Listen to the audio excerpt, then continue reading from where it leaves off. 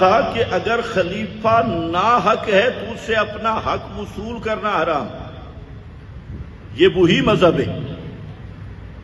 اور حضرت معاویہ رضی اللہ تعالیٰ عنہ اگر خلیفہ ناحق تھے تو پہلا جرم تو حضرت حسن کا بنتا ہے، اور حضرت حسین کا بقول ان کے کہ ایک نااہل آدمی کو انہوں نے خلافت کیوں دی۔ پھر صرف خلافت نہیں، ان کے ہاتھ پہ بیعت کی، اور ان سے تا حیات حضرت حسن بھی، اور جب تک حضرت معاویہ رضی اللہ تعالی عنہ زندہ رہے حضرت حسین رضی اللہ تعالی عنہ نے جو عہد کیا تھا اس پر قائم رہے اور اس پر وفا کی، اور اسی طرح وظائف، اسی طرح جو شرائط طے ہوئی تھی وہی مکمل ہوئی۔ تو میرا سوال یہ ہے اس فساد نقوی سے کہ حضرت معاویہ تو کہتے ہیں قابل تکریم نہیں، میں تیرے جیسے خنزیر کی مانوں یا حضرت حسن کی مانوں، حضرت حسین کی مانوں؟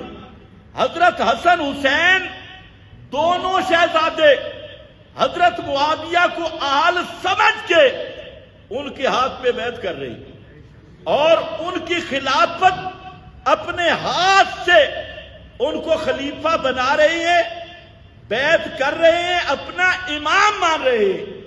اور پھر تیرا یہ کہنا کہ حضرت معاویہ تو قابل تکریم ہی نہیں اور قابل تعظیم بھی نہیں، تو یہ اعتراض حضرت معاویہ پہ نہیں ہے، یہ اعتراض حضرت حسن پہ اور حضرت حسین پہ، اور صرف حضرت حسن و حسین پہ نہیں، خود رسول اللہ صلی اللہ علیہ وسلم پہ اعتراض۔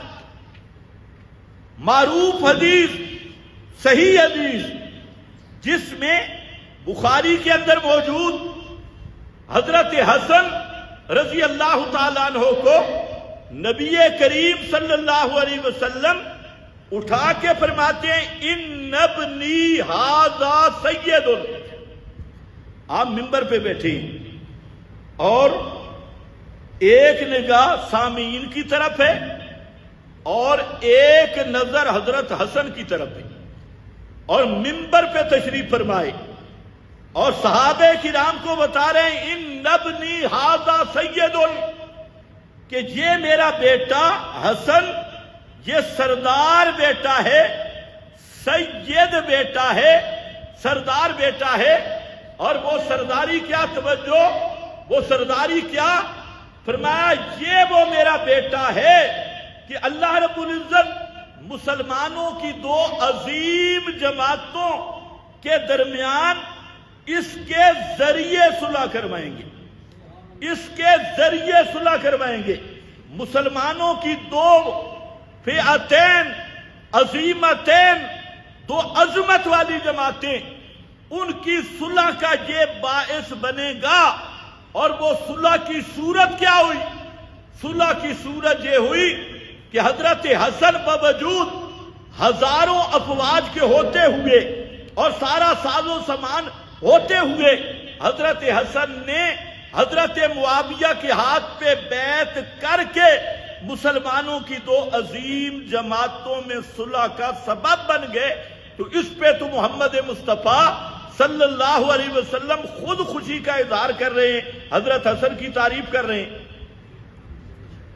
اور اگر حضرت معاویہ قابل تکریم ہی نہیں تو پھر ان کو خلافت دینا یہ بزدلی ہے یا سیادت اور سرداری ہے، یا یہ کوئی نیک نامی ہے؟ تو ایک نااہل کو خلیفہ بنانا جو اس کا اہل ہی نہیں، اس کے حوالے سب کچھ کر دینا، تو اس سے بڑی نااہلی کیا ہوگی؟ تو اس پر پیغمبر کریم کیسے تعریف کر سکتے ہیں؟ تو اس لیے یاد رکھو حضرت معاویہ پہ اعتراض کرنا یہ حضرت حسن حسین پر بھی اعتراض ہے، اور یہ محمد الرسول اللہ پہ بھی اعتراض ہے۔ اور پھر یہ بھی ذہن میں رکھو کہ نبی کریم علیہ السلام جب غیب کی خبر دیتے ہیں نا تو وہ وحی ہوتی ہے، وہ کیا ہوتی ہے؟ بھائی کیونکہ علم غیب کس کا خاص ہے؟ صرف اللہ کا۔ اللہ جو بات بتائیں مستقبل کی، پیغمبر کریم وہ امت کو بتاتی۔ تو یہ جو آپ نے پیشین گوئی کی یہ اللہ نے بتائی تھی۔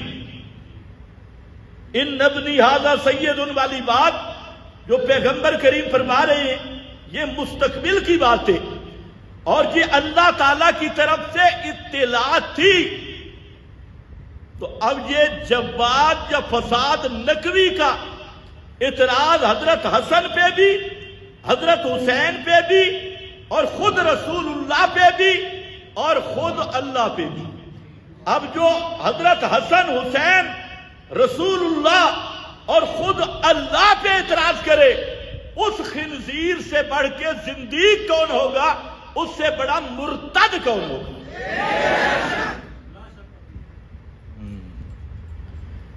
یہ وہ لوگ ہیں۔ اور حیرانگی کی بات ہے کہ ان سے کوئی پوچھے بھئی یہ تم محرم بیان کر رہے ہو، تم نے تو فیسیں لینی ہے محرم کے جھوٹ سنا کے، جھوٹی کہانیاں بنا کے، تمہارا کاروبار تو اس پہ چلتا ہے۔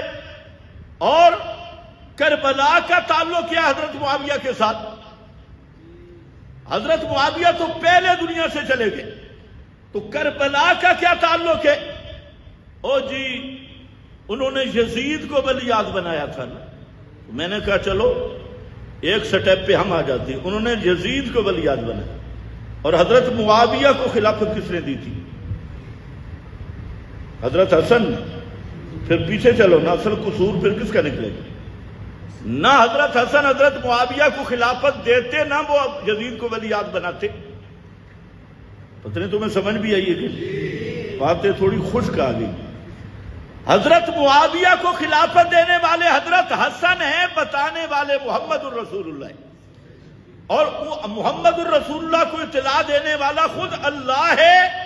تو اس لیے میں کہتا ہوں زکری صاحب یہاں پر تھوڑا آگے چل کہ حضرت معاویہ نے خلافت دی، لہذا یہ سبب بن گیا، تو سبب اس سبب کی طرف بھی آنا۔ حضرت معاویہ کو خلافت کس نے دی تھی؟ حضرت حسن نے دی تھی۔ تو اب پھر کربلا کا ذمہ دار کون بنے گا؟ اگر اس طرح کاروبار بنانا ہے نا تو پھر یہ الزام حضرت حسن پہ آئے، حضرت حسین، اور اس پر ترغیب کس نے دی تھی؟ خود محمد الرسول اللہ صلی اللہ علیہ وسلم نے۔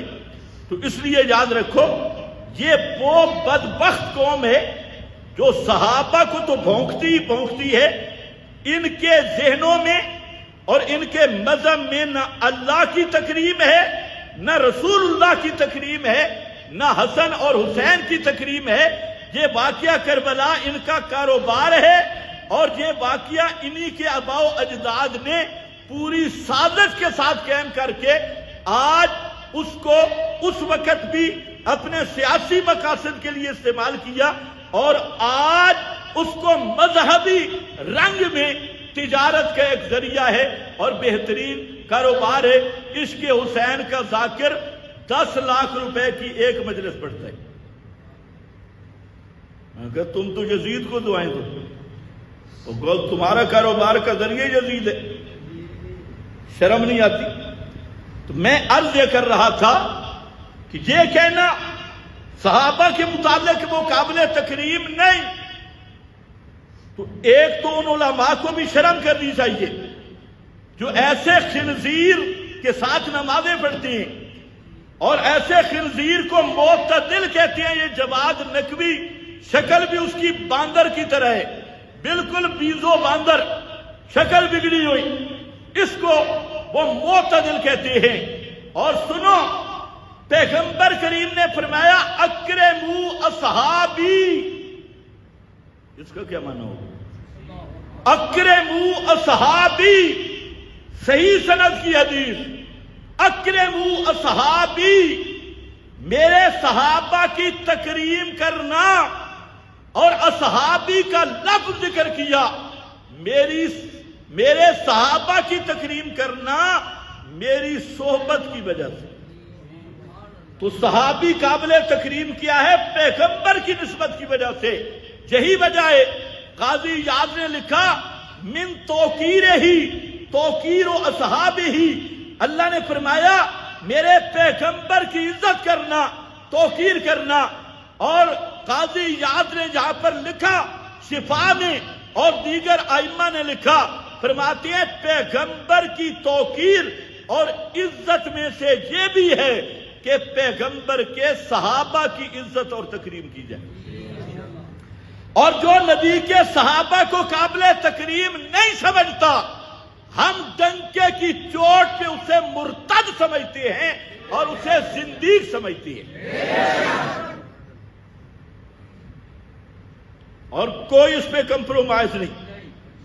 حکومت کو بھی دیکھنا چاہیے یہ نقوی کو مسلط کر کے اصحاب رسول پہ بھونکوانا، اور ایک نقوی نہیں لاکھ نقوی اکٹھا ہو جائے، خدا کی قسم ہم اسے خنزیر سے بھی بدتر سمجھتی ہے۔ کیا حیثیت ہے نقوی کی؟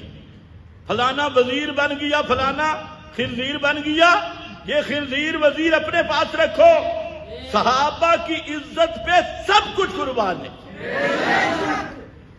اکرموا اصحابی، فرمایا اوصیکم فی اصحابی، اوصیکم میں تمہیں وصیت کر رہا ہوں اپنے صحابہ کے متعلق، لا تسبوا اصحابی، میرے صحابہ کو بکواس نہ کرنا، لا تسبوا اصحابی، میرے صحابہ پہ تبرہ نہ کرنا، اللہ اللہ فی اصحابی، اتقوا اللہ اتقوا اللہ فی اصحابی، میرے صحابہ کے معاملہ میں اللہ سے ڈرنا، اتقوا اللہ، اللہ علماء جانتے ہیں جہاں اللہ سے پہلے فعل کو حذف کر دیا ہے، اور فعل کو حذف کیا جاتا ہے مقام تحذیر پہ، اور یہ وہ مقام تحذیر بنا کے پیغمبر نے ذکر کیا اور فرمایا اللہ اللہ فی اصحابی، میرے صحابہ کے متعلق اللہ سے ڈرنا، اور آگے فرمایا من احبہم فبحبی احبہم، جس نے صحابہ سے محبت کی تو اس کی اصل وجہ کیا ہے؟ فبحبی، اصل اس کے دل میں میری عزت ہے، میری محبت ہے۔ بمن ابغضہم فببغضی ابغضہم، اور جس نے صحابہ سے بغض رکھا اس خنزیر کے دل میں میرا بغض ہے، اور میرے بغض کو وہ ظاہر کر رہا ہے اصحاب رسول پہ تبرہ کر کے اور صحابہ کا نام استعمال کر کے۔ من ابغضہم فببغضی ابغضہم، فرمایا من آذاہم فقد آذانی، جس نے صحابہ کو بک بک کیا، تکلیف دی، ان کے شان کے خلاف بات کی، اس نے میری شان کے خلاف بات کی۔ ومن آذانی فقد آذ اللہ، جس نے میری توہین کی اس نے اللہ کی توہین کی۔ اب ذرا آپ اندازہ کریں، یہ تو سینکڑوں احادیث موجود ہے، اور امت کے تمام فقہا محققین متفق ہیں کہ کسی ایک صحابی کی بھی توہین کرے وہ آدمی مرتد ہے، وہ مسلمان نہیں ہے۔ یہ جو کچے کچے مولوی ہے نا، ملا علی قاری کو پڑھنے والے، ملا علی قاری لکھ گیا، یہ فلانا لکھ گیا، اور کچیاں باتیں مت کرو، محققین کو دیکھو، ہزار ملا علی قاری ہو، امام ابو ذرہ کے مقام کو نہیں پہنچتا، اور یہ تمہارے چھوٹے چھوٹے مولوی بھی اسی چکر میں ہیں جی، شیخ عبدالحق یوں لکھ گیا، فلانا یوں لکھ گیا۔ چھوڑ شیخ عبدالحق کو میں نہیں جانتا، شیخ عبدالحق کون ہے، ملا علی قاری کون ہے، یہ چھوٹے چھوٹے مولویوں کو ہم نہیں پہچانتے، یہ کون ہے؟ میں پہچانتا ہوں امام ابو حنیفہ کو، میں پہچانتا ہوں امام محمد کو، میں پہچانتا ہوں امام ابو یوسف کو۔ یہ چھوٹے چھوٹے مولوی مت لاؤ، اور تینوں اماموں کا عقیدہ طحاویہ میں لکھا ہے، اور پورے واضح طور پہ لکھا ہے، تینوں امام کہتے ہیں کہ جو بغضہم کفر و نفاق و طغیان، کسی ایک صحابی کا بھی بغض رکھے وہ کافر بھی ہے، وہ منافق بھی ہے، اور وہ بلد الحرام بھی ہے۔ پکے مولویاں نے گلا نہیں آتی۔ مجھے کل ایک مولوی کہنے لگا 2-3 دن پہلے، کہتے ہیں یار یہ تو ہماری کتابوں میں لکھا ہے کہ اگر کوئی ابو بکر عمر کو گالیاں دے تو اس کو تعزیر دینی چاہیے، باقی تو صحابہ کو گالیاں دینے سے کچھ نہیں ہوتا۔ میں کہا ماشاءاللہ، یہ کدھر سے پڑھا ہے؟ کہ ملا علی قاری لکھ گیا۔ ملا علی قاری، ملا علی قاری کو میں نہیں پہچانتا کون ہے۔ ملا علی قاری سے ہزاروں درجے بڑے امام ابو حنیفہ، امام ابو یوسف، امام محمد کی بات سن اور اپنا عقیدہ صاف کر، اور امام ابو زرہ الرازی، یہ ان سب تیرے جتنے مولوی ہزار پیش کر، ان سب سے بڑے مولوی وہ کہتے ہیں کہ کوئی آدمی ایک صحابی کی بھی تنقیص کرے فَعَلَّمْ أَنَّهُ زِنْدِيقٌ، تو پکا فتوہ لگا کہ یہ پکا مرتد اور زندیق ہے۔ اور کہ ہمارے علماء دیوبند تکفیر نہیں۔ ایک مولوی نے لکھا، کراچی کے شیخ الاسلام ہے، انہوں نے فرمایا کہ ہمارے دارالعلوم اور میرے والد صاحب کا مزاج یہ ہے کہ ہم ان کی تکفیر نہیں کرتے۔ انداز دیکھو، میرا اور میرا والد صاحب، دین تو اور تیرا والد ہے، تیرا اور تیرے والد کا نام اسلام ہے۔ اور بھائی کتاب و سنت کی بات کر شیخ الاسلام صاحب، میرا والد کہ ہمارا دارالعلوم، ان کا مزاج ہے کہ ہم انہیں کافر نہیں سمجھتے۔ ان کا بھائی تھا، فوت ہو گیا، وہ کہتا کہ یہ پکے مسلمان ہیں اس لیے کہ پاکستان بنانے میں ہمارے ساتھ، یہ مفتی اعظم پاکستان، کیا پاکستان بنانے میں ہمارا ساتھ دیا، یہ دلیل ہے اسلام، تو پاکستان بنانے میں ہمارے ساتھ۔ اور یہ بھی حضرت صاحب فرما رہے، میں نے کہا میں نہیں جانتا تیرے والد کو، نہ تجھے، میں جانتا ہوں امام مالک کو۔ امام مالک فرماتے ہیں تو اور تیرے والد جیسے لاکھوں جمع ہوں، امام مالک کے ٹخنے تک نہیں پہنچ سکتے۔ امام مالک قرآن کی آیت پڑھ کے لِيَغِيظَ بِهِمُ الْكُفَّارَ، یہ آیت پڑھ کے امام مالک فرماتے ہیں جو صحابہ کا بغض رکھتا ہے وہ آدمی کافر ہے، اور اسے قرآن کافر کہہ رہا ہے۔ کون کافر کہہ رہا ہے؟ قرآن۔ پریشان ہو گئے، قرآن کافر کہہ رہا ہے۔ یہ میرا فتویٰ تو نہیں، کہتے ہیں یہ بزرگوں کو نہیں مانتا، تمہارے چھوٹے چھوٹے بزرگوں کو مانوں یا بڑوں کو مانوں؟ امام مالک قرآن پڑھ کے کہتے ہیں لِيَغِيظَ بِهِمُ الْكُفَّارَ، یہ آیت بتلا رہی ہے کہ جو کسی صحابی کا بغض رکھے وہ آدمی کافر ہے، وہ مسلمان نہیں۔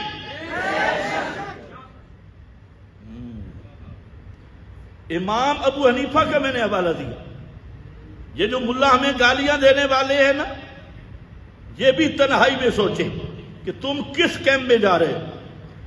میں نے امام ابو یوسف کا حوالہ دیا، امام محمد کا حوالہ دیا، عقیدہ طحاویہ میں عبارت نہ ہو میں ذمہ دار، اور امام مالک کا یہ فتویٰ 20 کتابوں میں موجود ہے۔ امام قرطبی نے اور بڑے بڑے ائمہ نے، سید محمود آلوسی بغدادی نے اپنی تفسیر میں، امام قرطبی نے اسی آیت کی تفسیر میں امام مالک کا یہ فتویٰ نقل کیا اور اس سے استدلال کیا اور تعریف کی، تو حاصل یہ وجہ اس کی یہ ہے جو کسی ایک صحابی کو بھی بکواس کرتا ہے وہ جواد نقوی ہو یا فساد نقوی ہو جو صحابہ کو قابل تکریم نہیں سمجھتا، اس خنزیر کو ہم مسلمان نہیں سمجھتے۔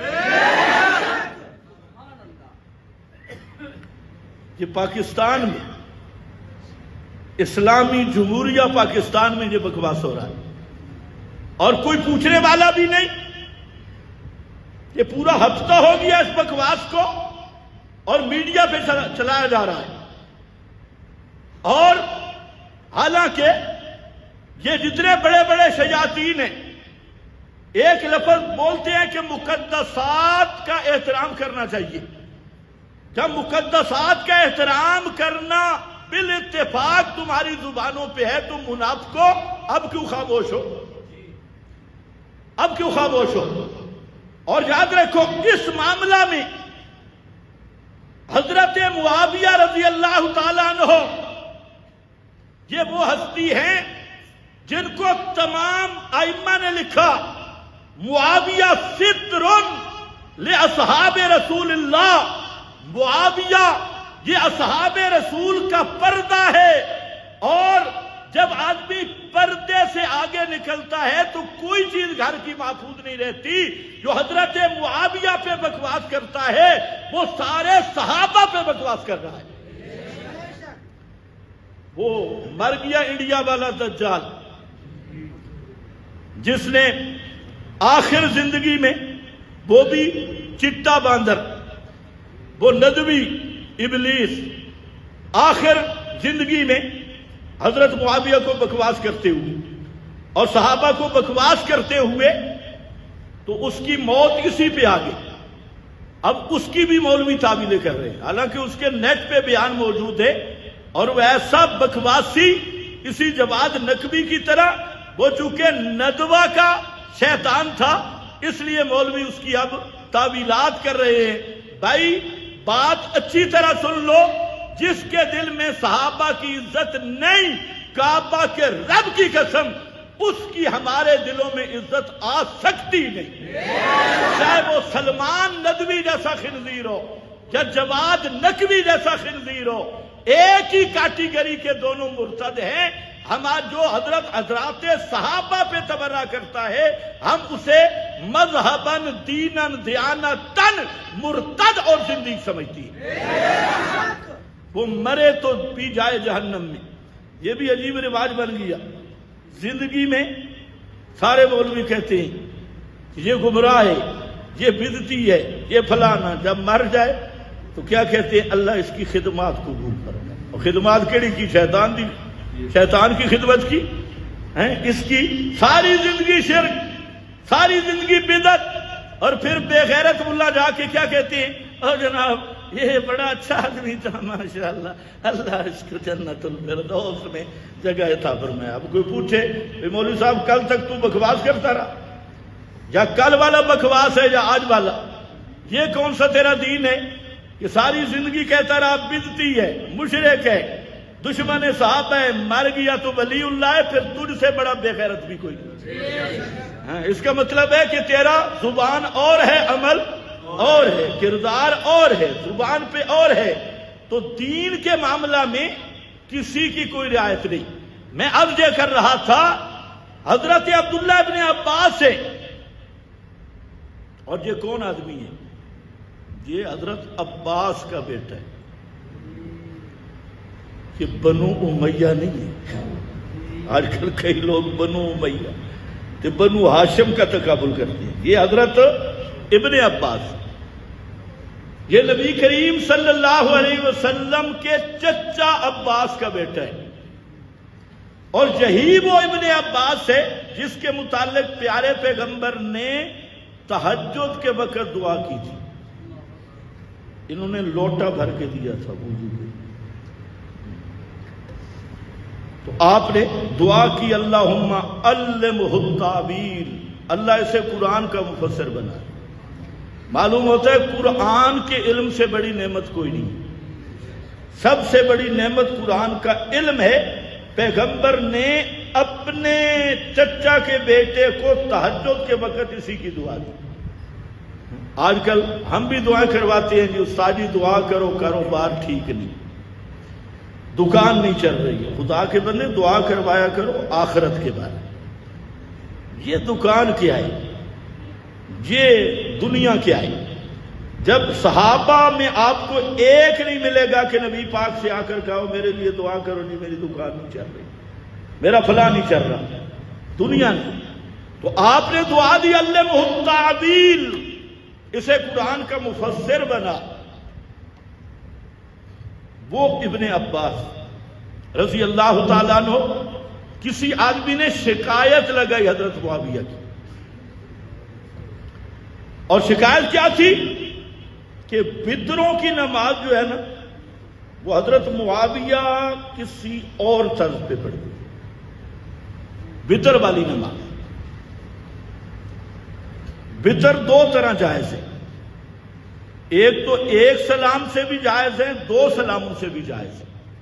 بات صرف یہ ہے کہ بہتر کیا ہے، پتہ نہیں تمہیں سمجھ بھی آئیے، کسی نئے مسئلے میں نہ پڑ جاؤ۔ دو سلاموں سے بھی جائز، ایک سلام سے بھی جائز ہے۔ تو بہرحال ایک سلام دو سلام کا مطلب دو رکعتیں پڑھ کے سلام پھیرنا، ویسے ایک طرف والا سلام نہیں مراد، اور پھر ایک رکعت پڑھنا، اس طرح بھی جواز میں کسی کا اختلاف نہیں ہے۔ دو رکعتیں پہلے مکمل کر کے ایک بعد میں پڑھنا، بعض ائمہ اس کے قائل بھی ہیں اور عامل بھی۔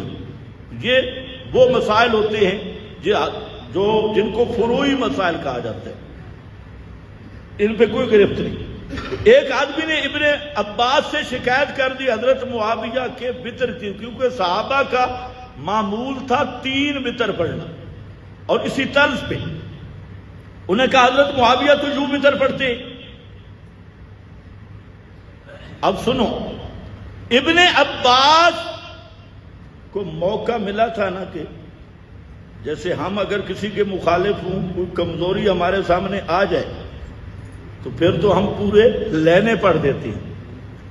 تو اب آدمی شکایت لگا رہا ہے وہ وطر یوں نہیں پڑھتے جیسے عام لوگ پڑھتے ہیں۔ حضرت ابن عباس کے 2 لفظ بخاری میں موجود ہیں، اور ان کو اگر نوٹ کر لو تو انشاءاللہ سارے اشکالات ان لفظوں میں ختم ہو جائیں گے۔ حضرت ابن عباس کا پہلا لفظ ہے دا انہو قد صاحب رسول اللہ، خبردار حضرت معاویہ پہ اعتراض نہ کرنا، وجہ یہ ہے قد صاحب رسول اللہ، وہ پیغمبر کا صحابی ہے، اور پیغمبر کے صحابی پہ اعتراض نہ کرنا، یہ کون کہہ رہا ہے؟ حضرت عبداللہ ابن عباس۔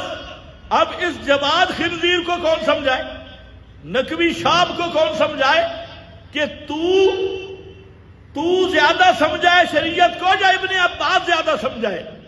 حضرت ابن عباس حضرت معاویہ کو زیادہ جانتا ہے، یا تو جہاں لاہور کی پیداوار اور لاہور کا کاروبار تو حضرت معاویہ کے متعلق صحیح معلومات رکھتا ہے؟ پیغمبر کا صحابی ابن عباس وہ کہتا کیا ہے؟ دا انہو قد صاحب رسول اللہ، خبردار معاویہ کے بارے میں بات نہ کرنا، معاویہ نبی کا صحابی ہے۔ یہ وہی بات آ گئی، نبی کا صحابی ہے، اکرمو و صحابی، ان کے بارے میں بات نہ کرنا۔ اور دوسرا لفظ کہا انہو فقیہ، انہو فقیہ، معاویہ پہ اعتراض نہ کرنا، معاویہ فقیہ ہے۔ بولو کیا ہے؟ فقیہ، صحابی بھی ہے اور فقیہ بھی ہے، دین کو سمجھنے والا ہے، تجھ سے زیادہ سمجھنے والا ہے، اور یہ فقہا صحابہ کرام میں سے ہے، صحابی بھی ہے فقیہ بھی ہے، اس لیے خبردار اس پہ اعتراض نہ کرنا۔ ابن عباس پیغمبر کا صحابی، وہ تو کہتا ہے جناب حضرت معاویہ پہ اعتراض کرنے کی گنجائش نہیں، اور اعزاز کیا ہے؟ وہ صحابی رسول بھی ہے اور فقیہ بھی ہے۔ اور آج کوئی اگر بے نسل مدعے کی پیداوار، وہ کھڑے ہو کے کہے ہو جی وہ تے قابل تکریم نہیں. میں کہہ رہا دور خنزیرہ، تیری عزت تو کہاں سے قابل تکریم ہے؟ تیرا تو ابھی تک باپ کا شناختی کارڈ نہیں مل رہا. قابل تکریم تے قابل تعظیم. اور یہ تو وہ باتیں تھی جو تمہیدی تھی. اصل بات تو یہ ہے کہ صحابہ وہ ہے نا جن کے بارے میں قرآن نے کہا وَلَٰكِنَّ اللَّهَ حَبَّبَ إِلَيْكُمُ الْإِيمَانَ. یہاں تو راویوں کی بات بھی نہیں. وَلَٰكِنَّ اللَّهَ حَبَّبَ إِلَيْكُمُ الْإِيمَانَ وَزَيَّنَهُ فِي قُلُوبِكُمْ. فرمایا لیکن اللہ نے حبب الیکم الایمان، تمہاری طرف ایمان کو ایسا محبوب بنا دیا اور ایمان ایسا پکا کر دیا. الزمہم کلمۃ التقوی کتب فی قلوبہم الایمان. ان کے دلوں میں اللہ نے ایمان کو رچا بسا دیا. وَزَيَّنَهُ فِي قُلُوبِكُمْ. زینہو، ایمان خود خوبصورت ہے، نور ہے نا، ایمان نور ہے. کہنا یہ چاہیے تھا کہ تمہارے دلوں میں ایمان آیا، تمہارے دل خوبصورت ہو. یہ انداز نہیں رکھا. فرمایا تمہارے دلوں، صحابہ کے دلوں میں ایمان آیا، ایمان سونا ہو گیا. زینہ، ایمان کو خوبصورت کر دیا. ایمان سونا لگ گئی صحابہ دے دل چے. زینہ فی قلوبکم، یہ نہیں فرمایا کہ ایمان ان کے دلوں میں آیا دل سونے ہو گئے، نہیں. فرمایا ان کے دل اتنے خوبصورت تھے کہ ایمان آیا ان کے دلوں میں، ایمان کو زینت مل گئی، ایمان سونا ہو گیا. زینہ فی قلوبکم. اور فرمایا تین چیزوں کی گارنٹی لے لو.